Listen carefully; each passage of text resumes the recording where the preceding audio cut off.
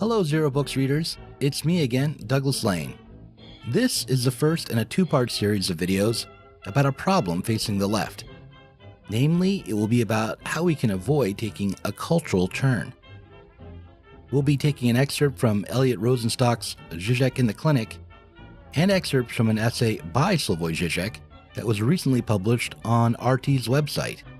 And we'll take a peek at a recent advertisement for Gillette razors, while we ask ourselves this question: can there be an anti-social justice warrior left? Radical tradition. On January 13th, the Gillette Razor Company released an advertisement in the guise of a public service announcement. On YouTube, the ad was titled, "We believe the best men can be, Gillette." And the message was simple. Men, as a group, need to stop harassing and abusing women, and, in general, stop being toxic. Now, given that this was merely an advertisement, perhaps this idea of toxic masculinity is not very important. Gillette might just be following the latest fad, trying to use the Me Too moment to sell some razors. Perhaps this term, toxic masculinity, is no more significant than the Macarena, or, to be a bit more fair, the 1980s ad for Angeli by Maybelline. 'Cause I'm a woman, Angeli. I can bring home the bacon, Angeli. Fry it up in a pan, Angeli. And never let you forget you're a man. Give her Angeli, the 8-hour perfume for the 24-hour woman. Well, actually, as Slavoj Zizek pointed out in his essay, Traditional Masculinity Toxic?, the American Psychological Association recently released new guidelines for psychologists that deployed this term and that was, overall, remarkably similar to the narration of the Gillette advertisement. In an essay summarizing the guidelines, the APA announced traditional masculinity is psychologically harmful. Socializing boys to suppress their emotions causes damage that echoes both inwardly and outwardly. The APA goes on to say that prior to the 60s, all psychology was the psychology of men, and that, quote, just as this old psychology left out women and people of color and conformed to gender role stereotypes, it also failed to take men's gendered experiences into account, end quote. Now, there are many ways to raise objections to the claims the APA makes in their summary. For instance, it is almost always a mistake to claim that all of a field of study, social group, or really anything, has a particular character. Women were not completely excluded from psychological studies prior to 1960. Rather, there's a large body of work on the psychology of women that dates back to the 19th century. What is more interesting about the APA's report is how it includes a reference to second-wave feminism and why this inclusion of a political movement was necessary. In the 2010 Handbook of Gender Research in Psychology, Professor Alexandra Rutherford from the Psychology Department of York University noted that, quote, outlining the emergence and development of the psychology of women appears to be a straightforward task until one tries to define the historical object. Treated strictly as a body of research or an institutional subfield within psychology, the psychology of women becomes artificially divorced from its gendered context and political origins. In the past, the development of the field known as the psychology of women was a response to political and economic changes in society. The degree to which the field contributed or contributes to the emancipation of women is a question that is worth considering and debating. But let's put it aside. This division between politics and psychology, the differentiation between the two fields, needs to be underlined. The struggle for socialism is a struggle for human emancipation and self-mastery. The realm of medicine and psychology is inherently hierarchical and always involves limiting an individual's freedom due to its reliance on specialized knowledge, state power, and corporate bureaucratic administration.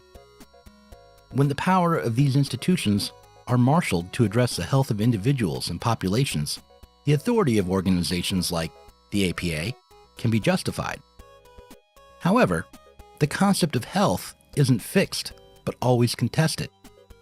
The idea of what constitutes a healthy society or culture is even more, as they say, problematic or subjective. Cultures change, and the idea of what constitutes health changes as well. That said, there are times when a culture or society is polarized or split, when there is no clear consensus. In fact, in capitalist societies, this lack of consensus and the consequent cultural antagonisms that arise from it are the norm, which is why our institutions of power are also fractured and specialized. So for instance, there's clearly a big difference between demanding healthcare as a political demand or demanding psychological services as a political demand and trying to use psychological or healthcare services in the place of politics. Using psychological services to correct people's cultural assumptions or to redress a power imbalance in society is an authoritarian move, and one that clearly is founded on an idealist conception of politics. They're turning my wife, Betty, against me.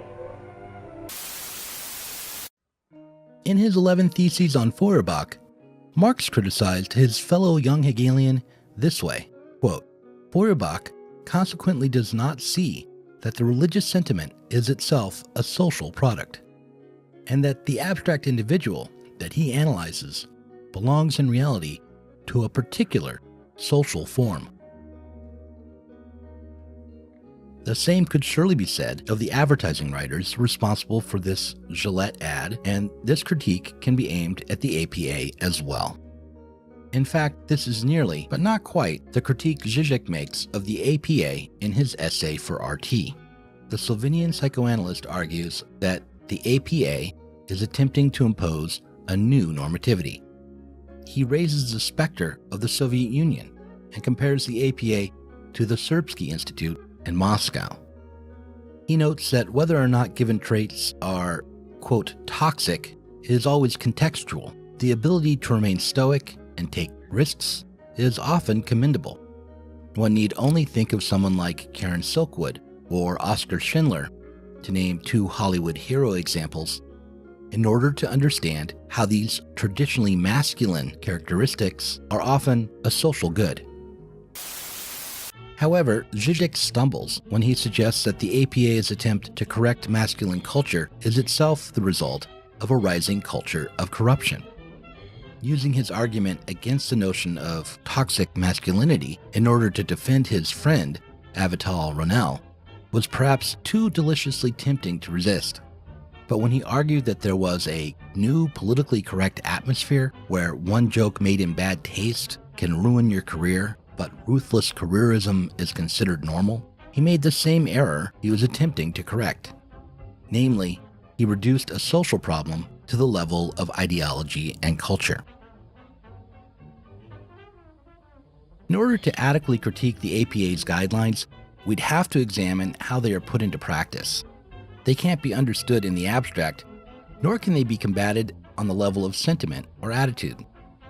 If there is a serious problem with these guidelines, if there is a deleterious practical consequence of their implementation, we should be able to find particular material consequences in clinics and hospitals and within other institutions and organizations that use these guidelines in practice.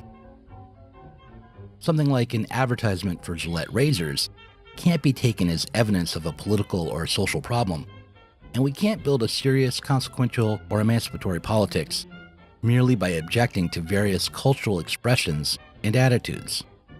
Further, we can't understand practical problems by examining attitudes and ideologies alone.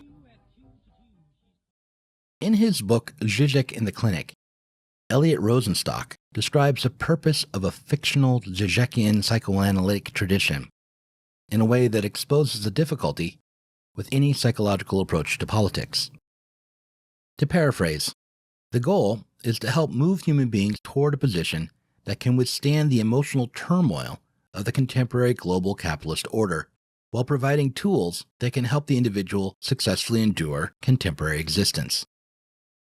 This is perhaps an entirely laudable goal for a psychologist or psychoanalyst, but it is not a radical political goal. To embrace it as a principle of politics means forever remaining at the level of reaction, and it means ultimately accepting the material terms of our lives even as we create Lacanian loop-de-loops and other entertaining coping mechanisms.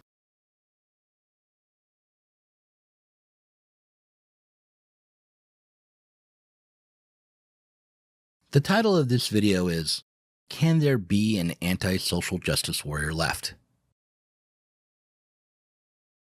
The answer is a definite no. This is not because we must instead embrace the tenets of political correctness. It isn't because the left has to accept this idea that there is such a thing as toxic masculinity, as the APA defines it. Rather, by opposing these injunctions and descriptions directly, by defining our politics as in opposition to the ideology or culture of pseudo-liberal modernity, we remain firmly within the culture war. By sticking to ideology critique, we ignore how it's really our material conditions, that is, the development of capitalist relations, that are ultimately responsible for these cultural expressions.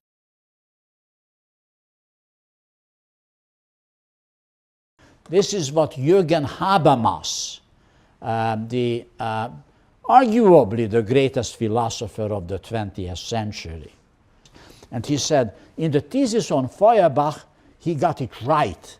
All sensuous activity are material. So, therefore, he says, let's not simply limit our analysis to production, but let's look at human interaction. When we interact with each other, this is also a sensuous activity, right? So he creates peace between Sigmund Freud and Karl Marx. Many people try to do that. A little further on in that lecture you just saw, Professor Ivan Zeleny pointed out that Marx's theses on Feuerbach were not published in Marx's lifetime. Marx chose not to publish them because he thought they could too easily be misread. His idea that sensuous practices were the material basis of reality was too vague. In later works, such as Capital, Marx went on to spell out precisely what sort of sensuous practices counted as material. He argued that economic relations at the level of production were foundational.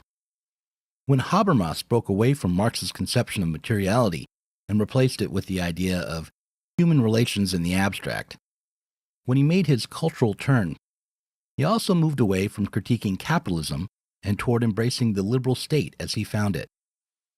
And this underscores why there can't be an anti-social justice warrior left. When we take attitudes and cultural expressions to be at the center of our political project, we risk ignoring the real material basis of society and abdicate our responsibility to create radical, foundational change.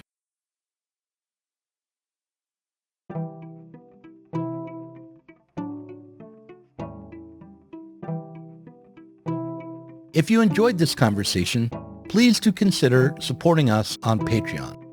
Our patrons help to make sure that Sublation Media can continue to provide interviews, videos, books, and articles that are critical of the left from the left. If you are tired of remaining stuck within bourgeois ideologies and politics, help us sublate them both.